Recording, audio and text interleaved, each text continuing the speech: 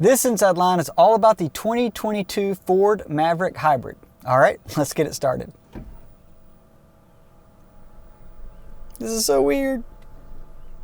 Now this is the base XL model and it's the lowest tier offered in the Ford Maverick. As you see it here, it was just over $22,000. Now that's a pretty good bargain for any new vehicle these days. Now the base engine is what is equipped with this vehicle, and it is the 2.5 liter hybrid. Now what's really interesting about this is it puts out a combined 191 horsepower, which isn't really a lot to get excited about, but thanks to the instant torque from the battery powered side of this vehicle, it's actually not that bad. I'll get more into the driving impressions in just a little bit, but I will say it's a pretty adequate powertrain for this compact truck. Now, one of the things that I think really helps with this is it has an eCVT transmission, so it's not like a traditional CVT, and that makes it much more responsive. Compared to my wife's 2020 Subaru Outback with its standard CVT, this is way better to drive and gives you more of a traditional sort of shift feel, if that makes sense. Now, it does have a final drive ratio of 363:1, which is pretty adequate for the tires that come on this standard, and overall highway RPMs seem to stay relatively low.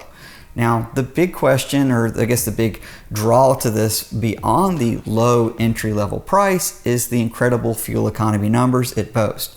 Now EPA ratings are 42 city, 33 highway with a combined MPG of 37.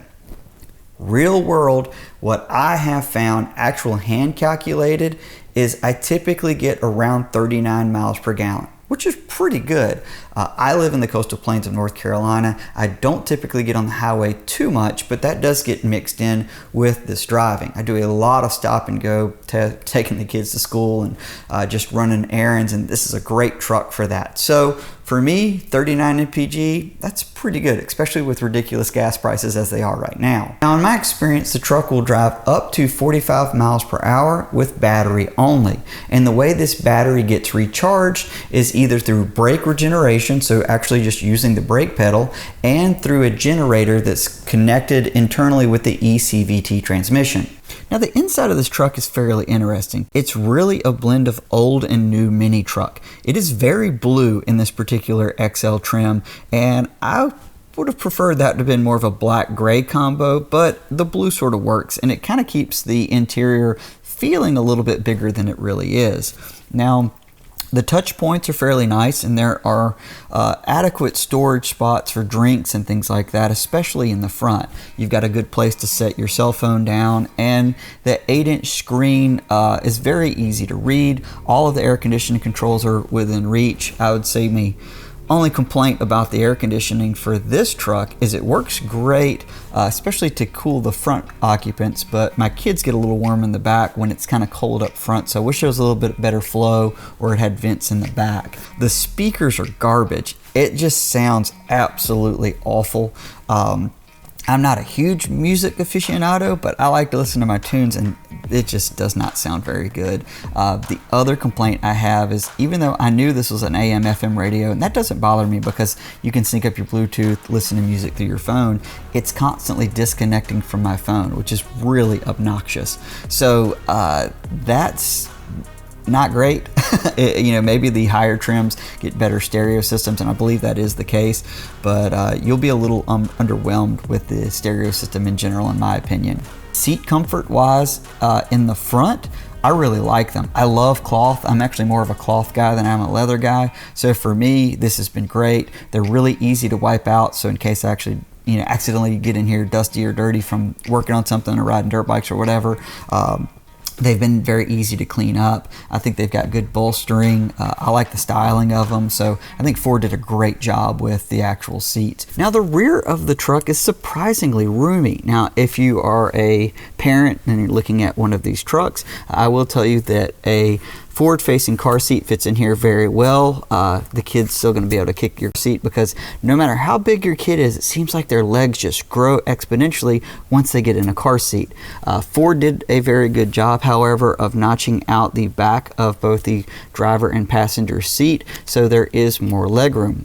Now I'm actually sitting in between my daughter's booster seat and my son's full car seat here, and I could drive in it like this. I don't want to be back here for a very long time like this, but it's livable and doable. And if you've got 3 kiddos, I think it's going to be a little tight to put 3 car seats back here. But if you had to put like one small or medium-sized adult with 2 car seats, it's definitely doable. Now, driving this is very similar to driving a front-wheel drive car, except you sit up a little bit higher and you've got really good visibility. So that I really like. In terms of overall comfort from the suspension, I think they did a really good job. It's not as smooth as a car. Like my wife's Outback rides a little bit better than this, but it's definitely not as rough as a body-on-frame truck. So they really kind of got you right there in between. I think if you're transitioning from a truck, you'll go, oh wow, this is comfortable. I think if you're transitioning from a car, it's not going to be a huge shock to you, but it's not going to be the exact same. In terms of overall interior noise, it's a pretty quiet truck. The engine goes pretty seamless between hybrid and gas. I think that they really nailed that. It's not like an obnoxious stop-start feature. The overall buzziness of the truck is very minimal. It doesn't feel like a really cheap truck by any stretch, so that's been really nice. It doesn't take a ton of acceleration. If you put it in the sport mode, it's a little bit more sensitive there, but I keep it normal and it feels, really adequate power-wise. I will mention though, the braking on this truck is a little weird.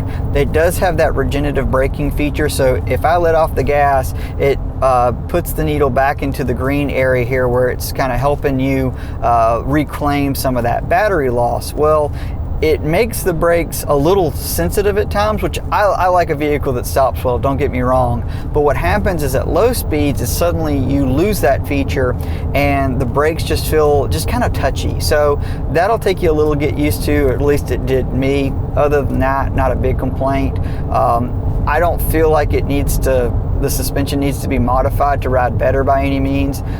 These tires are fairly quiet, so there's just not a lot of noise in general.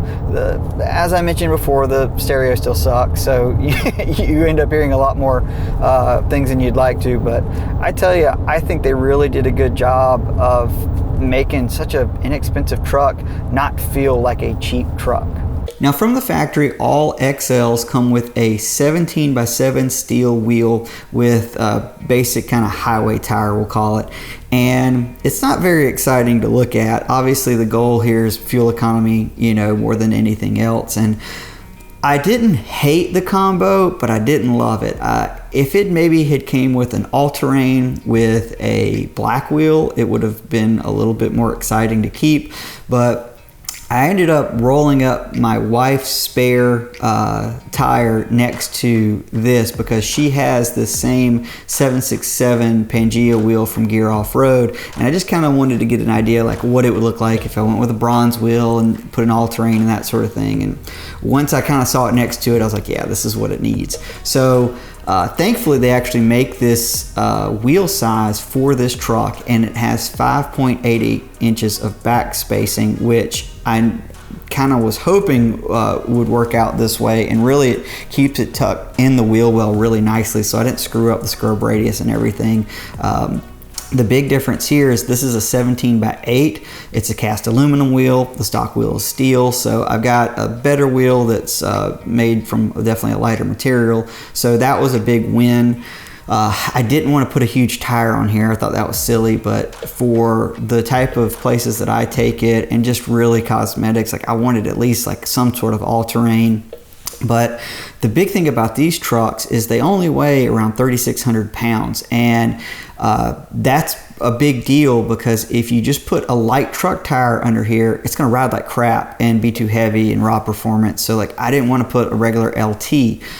So I needed to really look and see like what was a light tire that was actually meant more for like CUVs and cars. And so I had already done some research prior to putting all-terrain on my wife's Outback and had gone with the Nitto Nomad Grappler. So I found a Nitto Nomad Grappler in what is essentially a stock size for a Maverick. It's a 235/65 R17, and it's been great.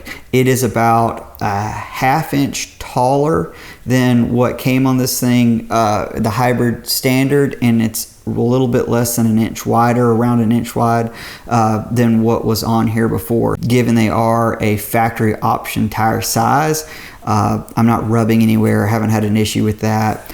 It's a 3-peak rated tire with a lot of sipes in it. I don't live in a place where it ever snows realistically, so I couldn't care less about the 3-peak rating, but it rains a lot here in southeastern North Carolina, so the sipes definitely a big advantage. So now the Ford Maverick has a 4.5 foot bed, and it's actually a steel constructed bed, so it's pretty heavy duty. Now in the XL, you're not going to get any bed liner and any rail system or anything like that.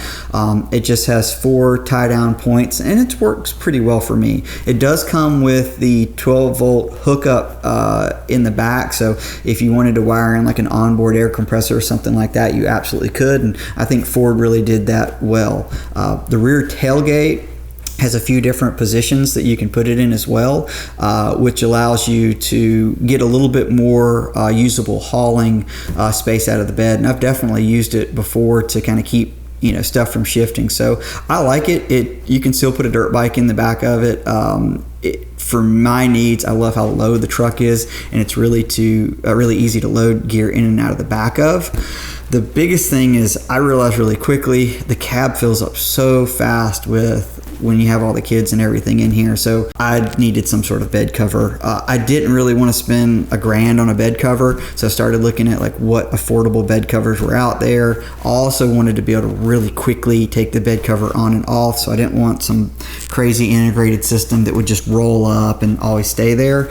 So I ended up with this. Now this is a tri-fold cover from Rough Country. It's only like $279, or at least at the time I'm recording this. So I think it's like the least expensive bed cover, soft cover that you can get out there. And it's been great. It seals really well. It's super easy to take on and off. If you need to fold it up out of the way, it's got these little latches here that you can plug in your straps to. The actual handles to take the cover and fold it up, really easy to use. What I have done to make it really fast to take the cover on and off is I just mark where the front latches go, and so it's just you hand thread everything on here in the front. It's got like 2 tie down points that are sort of like secondary safety latches, and then it has the actual latch that keeps the cover in place. And if you mark where those go every time, it makes it really fast to put this cover back on here, and I haven't had an issue with it. So it's been raining pretty steadily all night and all morning. Came down, haven't driven the truck, but you can see it's pretty dry. I'm not seeing a lot of standing water. I mean, my bed's pretty dirty in here, but no water in here. I think if I had gear in here, it'd be perfectly fine. So that's impressive. On the camera right over there, it looks kind of shiny. That's not water. Here, I can shake the truck for you, you can see. So that's not bad. I've had I think right over 600 pounds in the bed of this truck so far, and you can tell that 600 pounds is back there. It definitely squats the rear of this truck, and it's not a weird handling thing, but you notice the weight. I couldn't imagine putting much more than that in the back of this thing. I think if you're going to use this as like a real work truck where you were hauling gear all the time that was varying weight or just had a lot of weight, you're probably going to want to put some either stiffer springs, or what I'd love to see is like an airbag setup. I'd love to put airbags all the way around in this thing. I think it would just be neat, but rear air would definitely help compensate for that ride. At the end of the day, I really think this thing is truck enough. Sure, it's not body on frame construction, so it's never going to really take the place of that rugged Tacoma or Gladiator, but it's really not meant to. For most people, especially me, like, I just like the idea that it had a truck bed and I could get 40 miles per gallon with it. That's incredible. Now, my real world fuel economy hasn't quite hit that 42 mpg, but at a consistent 39 miles per gallon, I'm not complaining, especially with gas as expensive as it is. The fact that this thing had an MSRP of just over $22K really makes it, I think, the best value on the market, not even for trucks, just for anything. It's incredibly easy to drive, it rides fine.